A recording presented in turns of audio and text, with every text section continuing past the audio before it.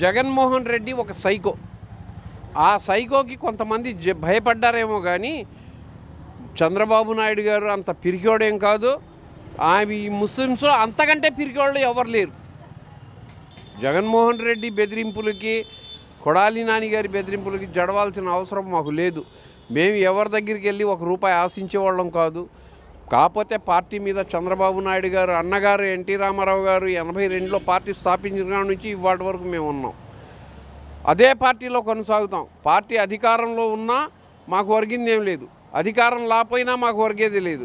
కాకపోతే ఆయన చేసిన పనులు ఇవాళ హైదరాబాదు ఉమ్మడి ఆంధ్రప్రదేశ్గా ఉన్నప్పుడు మత కలహాలకి ఆపిచ్చింది ఎన్టీ రామారావు గారు. అవన్నీ దృష్టిలో పెట్టుకుని ముస్లిం మైనార్టీలందరూ చంద్రబాబు నాయుడు గారు వెంట ఉంటారని మేము మనసారా కోరుకుంటున్నాము. Please like and subscribe eagle Andhra.